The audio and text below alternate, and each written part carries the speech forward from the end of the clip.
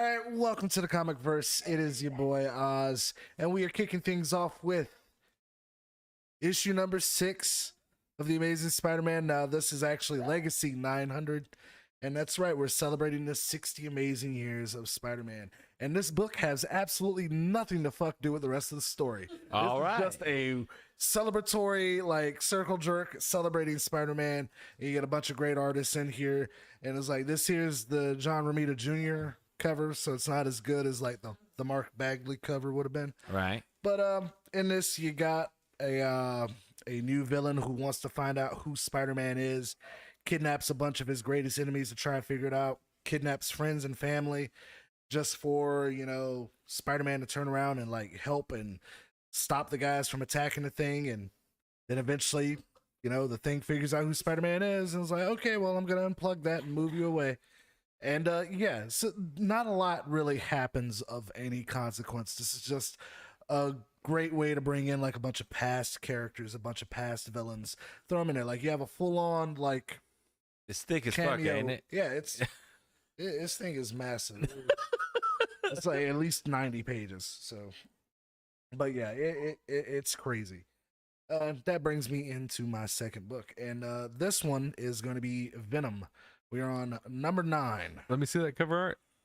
That looks nice. Yeah. Okay. Yeah. That's fucking dope. And it's like where we last left off with Venom, like he had just made contact with Kang the Conqueror after taking over the symbiote's body. It's like Venom is on some Doctor Who shit right now. It's fucking weird. It's timey-wimey, and of course you got Kang the Conqueror, and anytime he appears, he pretty much just talks down to you the entire time. It's almost like Doctor Doom, except Doctor Doom claps back harder.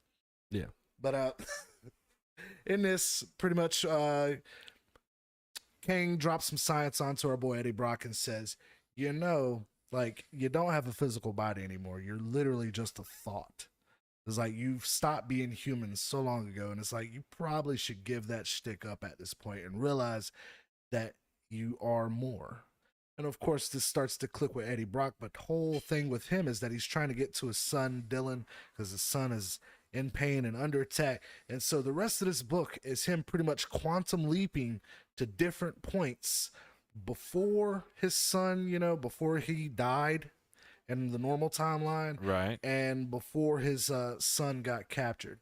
He manages to, we get the backstory from the first issue, which was some months ago, in which, yeah, he inhabited his body before death to call his son to tell him to get out of the house and all that stuff. And then you jump forward to where, like, his son has been captured by the Life Foundation, and they're trying to experiment on him. He manages to free his son, but then he jumps ahead of that, so we haven't caught up to that part of the story yet, where his son is being attacked by Bedlam. And this, you remember the giant red hulking symbiote? Yeah. Which Mm-hmm. I'm pretty sure we're all getting a little tired of symbiotes, but whatever. We find out who Bedlam is, and you get 1,000,000 points if you guessed. Of course, it was an Eddie Brock. I mean, we already established this, that like the other Kings in Black are Eddie Brocks. Why wouldn't this one be any different? So yes, Yeah. welcome to the Venomverse. It's fucking timey-wimey. And it's like, I'm enjoying the back and forth with Kang, but it seems that Meridius is playing this game of like fourth dimensional chess with Eddie, and we don't know what the end goal is yet.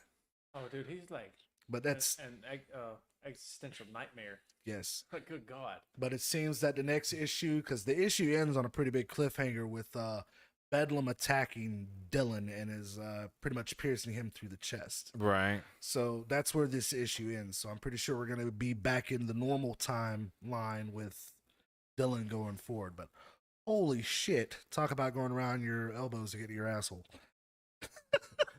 And that brings us to, of course, the best book of the night. Woo! I'm enjoying the Venom story, but that one, like, it melted my brain.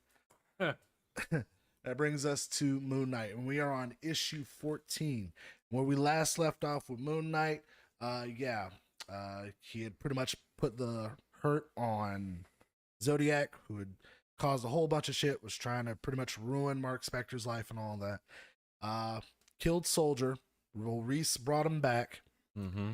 And Soldier's a vampire now because, as you do. Right. And we are introduced to a new group of enemies. I forget what they are called. It's in the opening blurb. It's usually how it goes. It's the leader of the structure. Yeah, that's their name. All right. It's like they were guessing names out of a hat. Like no wonder league. he No, we didn't can't use remember that. what it was off the top of his head. Conglomerates. That doesn't roll off the structure. I mean, Whatever. hopefully the creative flow went elsewhere. Well, anyway, Yeah, I was about to say. the show Moon Knight. Moon Knight, the show. It's okay. If you're a fan of the character, it's terrible. The show, it handles a lot of things the way Disney would. And if that helps kind of elaborate a little further, then there you go. The show is very toothless. And then at some of the points where they had the ability to go further with the show, and they really got good and started really hitting at the core of the character, dealing with actual adult subject matter, and then they pull away from it. And I guess they thought it'd be, it's kind of cute and funny. It's like, no, it kind of does a disservice to who the character is. And it ends on a big cliffhanger.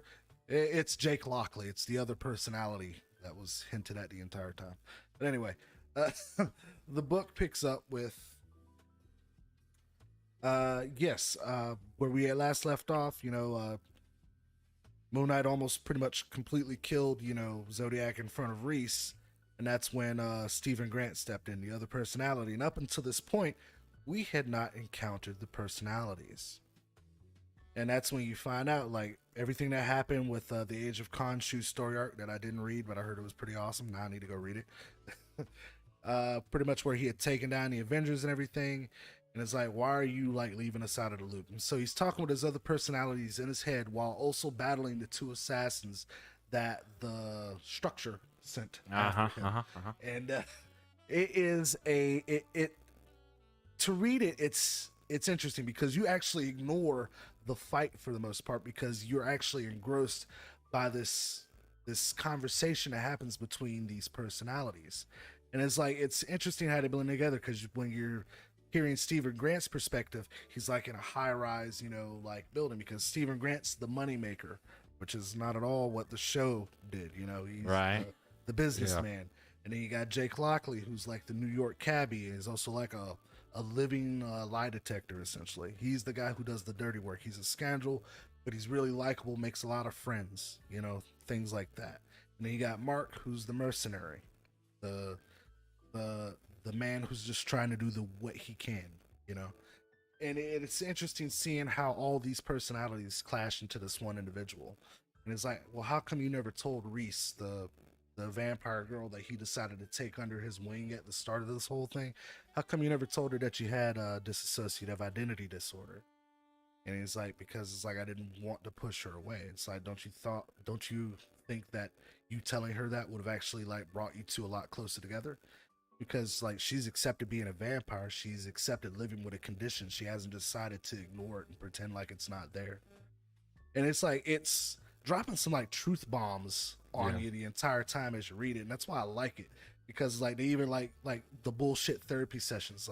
You were going to therapy, is at no point did you ever mention what we had to say or what our thoughts were on matters. We've been letting you run the show, you like to pretend that it's our problem, but neither one of us were involved when you decided to try and kill Zodiac in front of Reese. Yeah. None of us were involved when you pretty much let him know that the problems that he has in his life are his fault.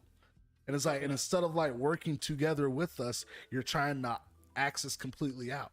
And he's Right. well, you don't understand. It's I got the Avengers down my back because he did run a fade on every last one of the Avengers. Yes. And that's a thing about Moon Knight you have to understand, and this is why I kind of feel like they did him a disservice in the show. Moon Knight is a threat all by himself. It's it doesn't matter, you could be a Thanos level villain. Moon Knight can run a fade on you. Don't sleep on Moon Knight. That's the motto with Moon Knight. It's yes, he's street level, but gods are not untouchable to him. That's where Moon Knight rests. Right. And it's they're getting to the core of the character, and it's like going forward, it's like we're going to see more of this interjecting between the personalities. But I can understand why they decided to handle this run in such a way that they waited till like issue 14 to really dive into it, because it's also a great jumping on point for people who are looking to get into Moon Knight but don't want to go back and read like 40 years of back history. Don't worry, they reference a lot of that stuff, but this is a legitimately good book. It's dark, it still has its edges. This is a very untouched by Disney book, and I really appreciate that. So the book ends pretty much with him coming to terms and, of course, overcoming the villains and everything, and realizing that he cannot do it alone, and starts accepting, you know, the people that are there to try and help him and not try to be the one-man army. So now you're seeing a more unified Moon Knight going forward. And this also starts the next arc for the series on issue 14. So I'm excited to see where it goes. I hope you are too. And that is the comic verse. Hooray! Woo!